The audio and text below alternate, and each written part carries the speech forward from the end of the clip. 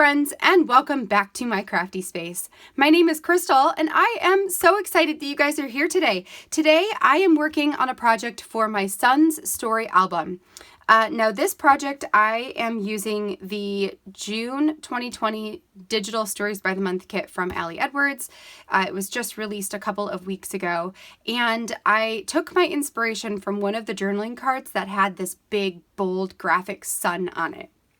So using that as my inspiration, I am going to create a 2-page spread that will be outside of the pocket where it's going to be a repeat sun pattern with photos and embellishments in the centers of those suns. So here is essentially how it's going to look when it's all done, or at least the layout of what it will look like. Now on my desk, I have a few things that I'll take you through what I have here on my desk, but then before we actually go to adhere everything together and get this page assembled, I will take you over to the computer to show you how I created this pattern right here, and then also how I created a few other elements here, including a cut file for rays and stuff like that. So we will spend a little bit of time on the computer showing you guys the digital portion, but let me show you what I've got here on my table, because when we come back, I'm just going to fast forward you guys and put this spread together.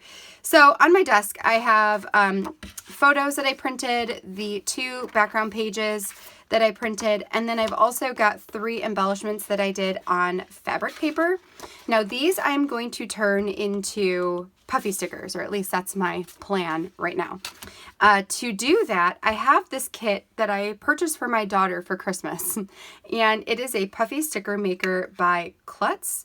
I will link this down in the description box below for you guys, but this little tool right here, in addition to some sticky adhesive that it comes with and these circle foam circles, are what you use to create the puffy stickers. So they're going to be circles, and they're going to end up being, you know, this big. So I did make sure to add a little bit on the outside just to make it so that that part gets stuck down. I may stitch around the outside of it just to make sure it all stays together. So it's very likely I'll bring up my sewing machine, but these are on fabric paper because I've heard from my friend Laura that it's easier to get them to all stick together using fabric paper. Then I've also got 2 trays here that have, each tray has 3 different patterns and textures in it. These are the rays of the sun. So what I'm going to do is I will be adhering down the vellum on top of the rays so that it gives it some additional texture and color. I cut these out using my silhouette, and I will show you guys how to do that on the computer as well. And then I just have a bunch of circle punches, and then these are the negative portions of the rays. And I left these out to show you guys because these are like super cool. And I'm thinking I might set these to the side and use them for jelly plating or something like that. So I definitely am going to keep these and use these because those are pretty sweet. But that's what I've got here. So let's go over to the computer. I will show you guys how I put these pieces all together digitally, and then we'll come back over here and actually put this page together. Okay, so we're over here on Photoshop Creative Cloud, and let me get started showing you guys how I put this spread together. So ultimately, when we get this thing finished, it's going to look something like this. So what I did is let's open a few things up here. The first thing I did was to take a couple of my photos. Now I'm going to use, maybe I should just grab a couple random ones. I think I did that one, and maybe that one. Nope, I did this one. Okay, so I had 3 photos. And the first thing I wanted to do was change these into circles so I could put them on the spread and figure out exactly where I wanted them to go. So 2 of them are going to be 2.5 inches and 1 is going to be 3 inches. So I am going to grab my ellipse tool from the left sidebar, the left toolbar, and then I want to make sure that my fill is some kind of color. It doesn't really matter what color it is. I just have mine at yellow. And the stroke is set to none, so no stroke. Then I am just going to randomly click in the middle, and we're going to put 2.5 inches by 2.5 inches and hit OK. Oh, you know what? hold on, hold the phone. First, before we do any of this, I want to crop this photo down because it is gigantic. So let's crop this to more like maybe like 4 inches wide by 6 inches tall. Hold on, let's maybe 4.5. Sure, 4.5 by 6. Okay, fine. Sure. Okay, so now we're going to take that ellipse tool and create a 2.5 inch, 2.5 by 2.5. Hit OK. That's a little bit better. There we go. And now we can move this circle kind of like on top of our faces there. I'm going to go over to the layers panel, unlock the background color, and move that up above the ellipse. Then I can say create clipping mask. So right click, create clipping mask. And then if you transform the image, then we can shrink it down and move it where we want it to go. So this one is going to go at the top of the page. So I'm just going to go ahead and move it down and let there be a little bit of yellow there. Let's see. So I might leave it, let's say I'll leave it right there. Okay, so that would have been 1. We would do the same thing. Let's just crop these right now so we don't forget about it. Okay. So I did the same thing to this one with the 2.5 by 2.5. All right, and then we're going to move it on top of him, unlock the layer, move it on top of the ellipse, and right click, create clipping mask. This one, I want to take up the whole circle. So just going to expand it. Maybe to like,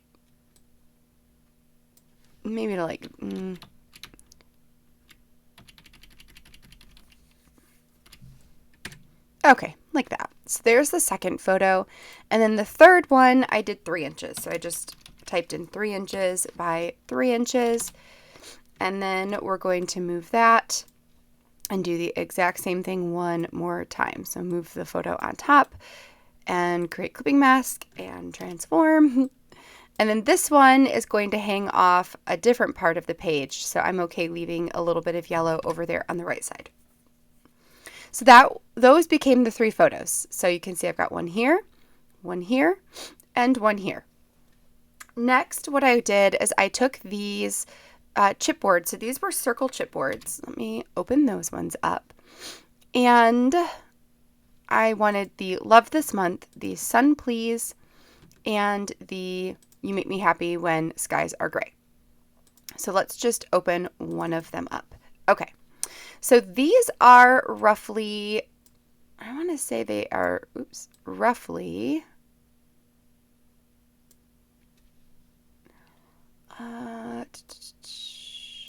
rectangle so we can measure how wide these are. So these are just under 2 inches wide, which is good. That's a good size. So I wanted to test that first. So I'm going to use a 2-inch punch to cut these out. And then what I want to do with these is to print them on fabric paper and make them into puffy stickers.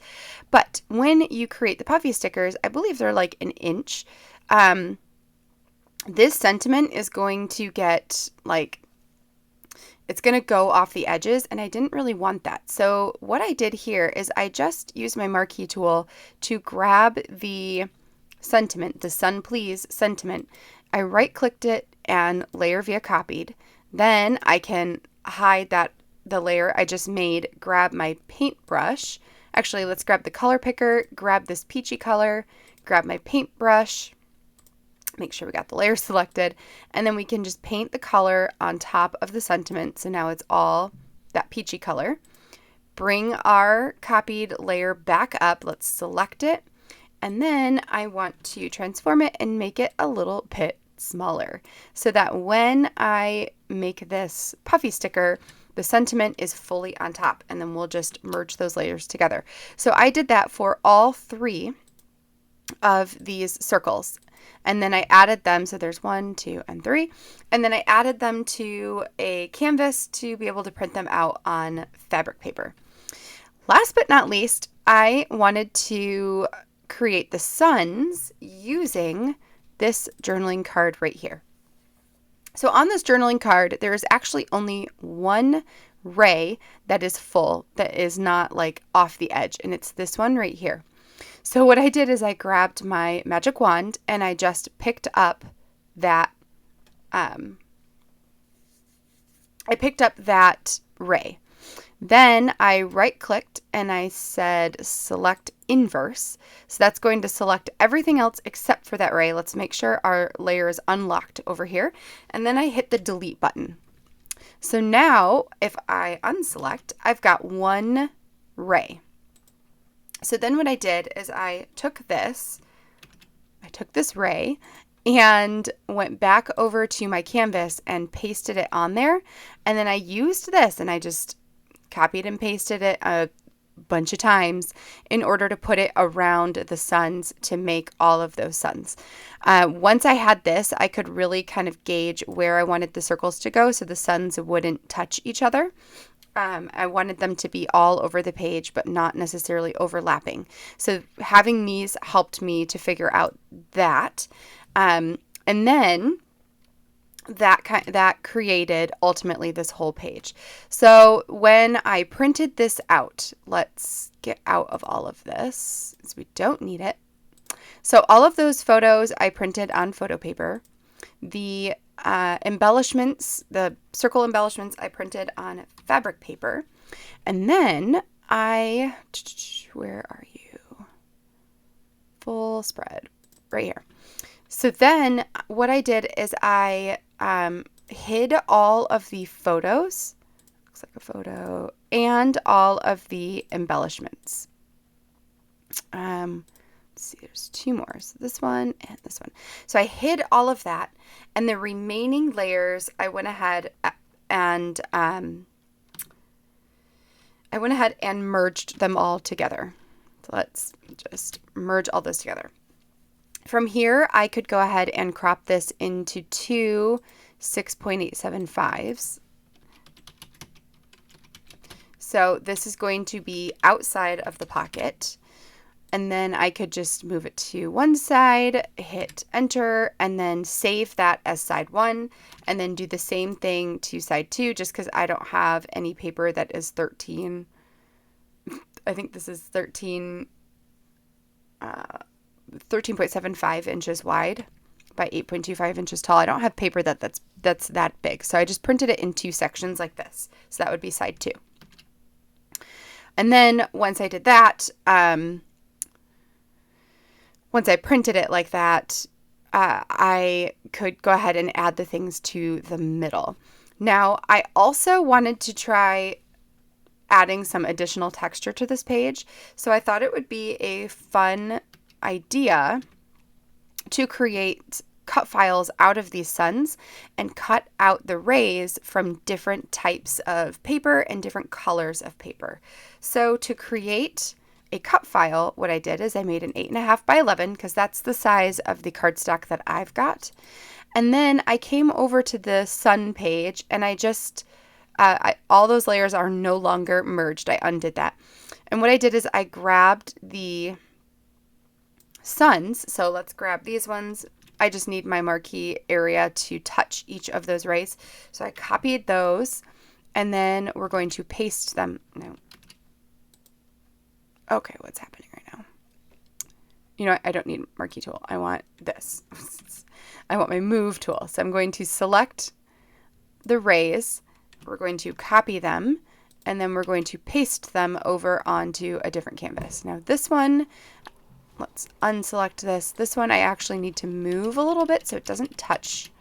I don't want any of them to touch. So there's that one. And then let's grab another one. So no, let's go this. We'll copy it and paste it just like that. I think I can fit 3 per page is what I end up with. No, let's go further over. So maybe here. Yes. And then we will copy that and paste it over onto here. So there's the first three. I made a separate sheet and I added these three to that one. So same exact thing. Then I saved this as a PNG, which I've got right here. So suns, side one. No, where's the PNG? There we go. So I've got suns, side one, PNG. So there's that. And there's the second one as well. So then when I went over to Silhouette in this program, I could open up that PNG. So let's go suns one PNG, pull that onto here. And then I can grab my trace tool, select trace area, and I'm just going to select all of those suns. We're going to take my threshold up to the top, so 100%, and hit the trace button. So then I can delete that out, and then here are my suns. Now I can go ahead and separate these so I can move them easier. I just release compound path. And then what I'm going to do is select only a few of them, and we're going to make this one a compound path. We'll do the same thing for the sun over here. Actually, let's do this one first. Okay, so we'll make this one a compound path. So see, I can now move that sun and move that sun, and then we'll do one more and we'll make this a compound path. Perfect. So now I can move all of these individually to where I want them to go on this sheet. Just like that. So I did that for both sides of this spread, and then I cut them out of various cardstocks, different colors, also some vellum, some like colored yellow vellum. And then we're going to head over to the desk to put this all together. So, okay, so let's, I'm going to get everything cut out, printed out, ready to go, and then I will meet you guys back over at the desk and we will get this assembled in its physical form. So I'm super excited about this one. So I'll meet you guys over there. Okay, so now that we're back at the desk, the rest of this is going to be fairly simple, just a little bit of like tedious work here. So the first thing I'm going to do is grab those circle punches and punch out my photos. Now I have a 3-inch punch, I have a 2.5-inch punch, and I have a 2-inch one as well. As I am punching these out, one thing I do learn is that fabric paper does not punch out nicely with a circle punch. Either that or my circle punches are dull. But anyway, it didn't work out so great. So instead, I'm just going to use my scissors and cut them out to be the general shape of these squares right here. So the sticky squares that you see, those came with the puffy sticker making set. It actually comes with the sticky portions, the circle foam pieces, and with like paper that you can color on. Like it's got like images that you can color on for kids, and then kids can turn those into puffy stickers. So for these, I am using 2 parts that go to the kit. So the sticky portion and the circle part. It's just that the paper, I don't even know what kind of paper it is. It's not like real, it is real paper, but it's not like copy paper or anything. It's a different texture. I'm not going to be using that. I'm using the fabric instead. So this is where I figure out that I need to get it down into the square shape, which does cut a little piece of the circle part out, but that's okay because I'm actually going to trim a circle around it anyway. And then you put the pieces together, push down really hard, and it forms the puffy sticker just like that. I do decide to grab my sewing machine just to stitch a circle around the perimeter of the puffy portion, just to make sure that they stay together. I feel like if I didn't, that eventually the pieces would come apart. So what I do is I just add it, or I put it back into the press it down really good, and then stitch a circle all the way around using my sewing machine. This sewing machine right here is actually just a kid's sewing machine. We got it for my daughter for Christmas, or my mom got it for my daughter for Christmas, so we could start to teach her how to sew. But we have it at the house here, and it works really great on paper products like this. So I also use it for projects like this. I have a sewing machine that I use for stitching on fabric. And yeah, I just decided to use this one for the paper stuff and then for kid projects too. So I went ahead and finished the other two puffy stickers, and then I'm just going to grab over the outside part, this like the actual page, the spread, the page, and I'm going to trim that out here. So again, that is the size of a page protector, which is 6.875 inches wide by 8.25 inches tall.